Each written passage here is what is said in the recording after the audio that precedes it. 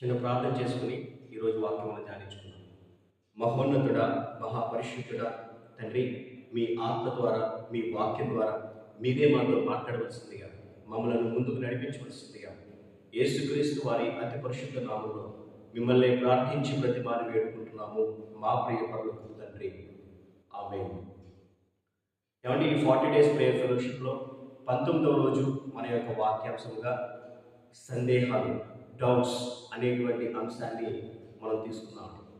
ఏమండి, కొంతమంది వారి జీవితంలో మరి దేవునికి చక్కగా వారు ప్రార్థన చేస్తారు, దేవుని వాక్యాన్ని ప్రతిరోజు వారు ధ్యానిస్తారు.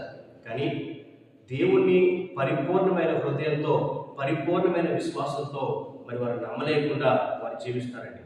సగం విశ్వాసంతో, సగం అవిశ్వాసంతో, సగం నమ్మకంతో, సగం అపనమ్మకంతో మరి దేవుని పట్ల ఆ పరిపూర్ణమైన విశ్వాసం ఉంచకపోవడం ద్వారా వారి జీవితాల్లో వారు ఏం పొందుకోలేరండి. ఏమంటే మన జీవితంలో మనం దేవుణ్ణి ప్రార్థనాపూర్వకంగా ఒక సహాయం కొరకు, ఒక ఆలోచన కొరకు మనం దేవుణ్ణి ప్రార్థన చేసినప్పుడు, మన ప్రార్థన ఆలకించేటువంటి మన దేవుడు మనకు ఒక ఆలోచనని, ఒక అవకాశాన్ని మనకి ఇచ్చినప్పుడు దాని విషయంలో కూడా మళ్ళా మనం సందేహిస్తే మనం ప్రభు యొద్ద నుండి మనం ఏం పొందుకోగలుగుతామండి?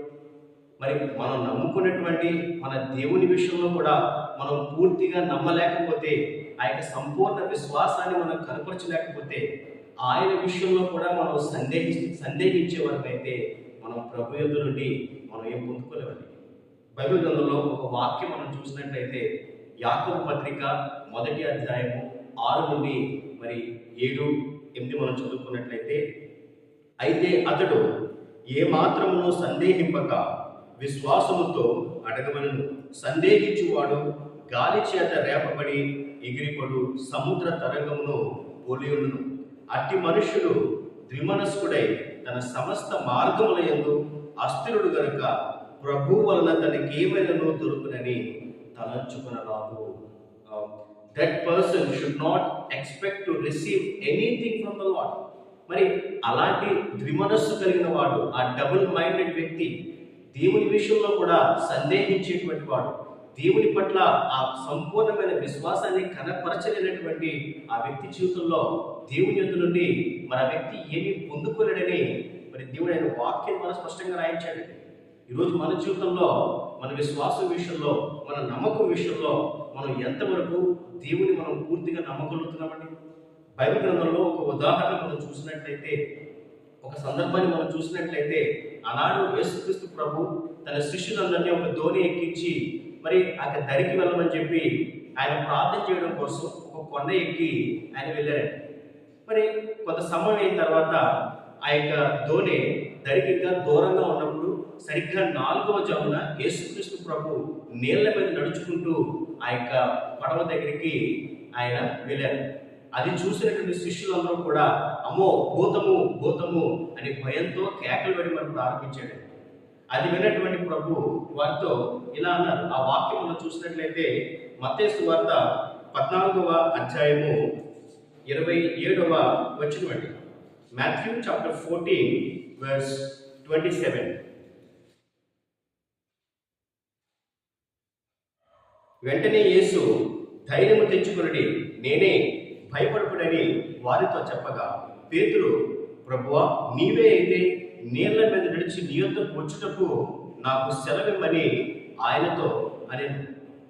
భయపడకండి, ధైర్యం తెచ్చుకోకండి, నేనే అని ఎప్పుడైతే యేసు ప్రభు చెప్పారో వెంటనే పేతురు, ప్రభువా, నీవే అయితే నేను కూడా నీళ్ల మీద నడిచి నీ యొద్దకు రావడానికి సెలవివ్వండి అన్నప్పుడు యేసు ప్రభు రమ్మన్నారండి. వెంటనే కమాన్ పీటర్ రమ్మని అని చెప్పినప్పుడు పేతురు కూడా మరి నమ్మకంతో, దేవుని పట్ల విశ్వాసంతో వెంటనే ఆ పడవ మీద నుంచి వాటర్ మీదకి దిగి ఆ నీళ్ల మీద నడుచుకుంటూ ప్రభు దగ్గరికి వెళ్ళిపోతున్నాడు. మరి ప్రభువును చూస్తూ దేవుని పట్ల నమ్మకంతో వెళ్ళిపోతున్నాడు. కానీ ఎప్పుడైతే గాలిని చూశాడో, ఎప్పుడైతే తన దృష్టి దేవుని యొద్ద నుండి ఆ గాలి వైపుకు మళ్ళిందో, అది చూసి వెంటనే భయపడి మునిగిపోసాగాడు. మరి అప్పుడు ప్రభు అన్నటువంటి మాట 31వ అధ్యాయంలో, వెంటనే యేసు చెయ్యి చాపి అతన్ని పట్టుకుని, అల్ప విశ్వాసి, ఎందుకు సందేహపడుతువని అతనితో చెప్పగా, వెంటనే ప్రభు ఆయన దగ్గరికి వచ్చి ఆయన చెయ్యి పట్టుకుని, అల్ప విశ్వాసి, నువ్వెందుకు సందేహపడ్డావు అని ఆనాడు పేతుర్ని యేసు ప్రభు ప్రశ్నించాడండి. ఎందుకంటే ఆ యొక్క అల్ప విశ్వాసము, ఆ సందేహము ఆనాడు పేతురు మునిగిపోవడానికి కారణమైంది. ఈరోజు మన జీవితంలో దేవుని పట్ల ఆ సంపూర్ణమైన నమ్మకాన్ని, ఆ యొక్క సంపూర్ణమైన విశ్వాసాన్ని మనం చూపకుండా దేవుని విషయంలో కూడా మనం సందేహించే వారమైతే, సర్వశక్తులకు ప్రభు విషయంలో కూడా మనం ఆ యొక్క ద్విమనస్సు కలిగిన వారమైతే మనం కూడా మునిగిపోయే ప్రమాదం ఉందండి. దేవుని యొద్ద నుండి ఆ యొక్క కార్యాన్ని, ఆ యొక్క గొప్ప కార్యాన్ని మనం చూడలేకపోతాం. కాబట్టి మన జీవితంలో దేవుని పట్ల ఆ పూర్తి విశ్వాసాన్ని, ఆ పూర్తి నమ్మకాన్ని మనం కలిగి జీవించగలగాలి. మరొక వాక్యం కూడా మనం చూసినట్లయితే ప్రకటన గ్రంథం 3వ అధ్యాయము 16వ వచనంలో, రెవల్యూషన్ చాప్టర్ 3 verse 16, నీవు వెచ్చగా నేనను చల్లగా నేనను ఉండక నులివెచ్చనగా ఉన్నావు కనుక నేను నిన్ను నా నోట నుండి ఉమ్మివేయను ఉద్దేశించుచున్నాను.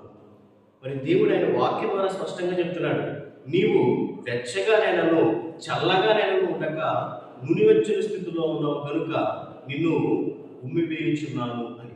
అంటే మన విశ్వాస విషయంలో, మన నమ్మకం విషయంలో మనం పరిపూర్ణంగా కనుక లేకపోతే, ఆ యొక్క సగం నమ్మకం సగం విశ్వాసంతో, ఆ ద్విమనస్సుతో, ఆ సందేహాలతో కనుక మనం దేవుని పట్ల మనం ఉన్నట్లయితే, ఆ విధంగా మనం దేవుని ప్రార్థన చేసేవారమైతే మనం ప్రభు యొద్ద నుండి మనం ఏమి కూడా పొందుకోలేమండి.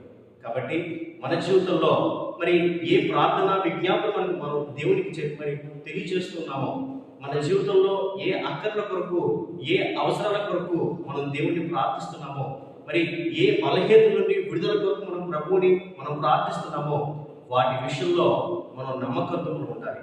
దేవుని సంపూర్ణమైన విశ్వాసంతో మనం ప్రార్థించగలగాలి. ఎప్పుడైతే మనం నమ్మకంతో, విశ్వాసంతో మనం ప్రార్థించగలుగుతామో, అది ఎంత పెద్ద సమస్య అయినా, అది కొండంత సమస్య అయినా అది మన జీవితంలో నుంచి తొలగిపోవాల్సిందే. కాబట్టి మరి మనమైతే మన దేవుని విషయమై, మన ప్రభు విషయంలో మన నమ్మకంతో ప్రార్థిద్దాం. పరిపూర్ణమైన హృదయంతో, విశ్వాసంతో మనం దేవుని వెళుతాం. దేవుడు తన పరిశుద్ధ వాక్కును దీవించి ఆశీర్వదించును గాక. ఆమేన్.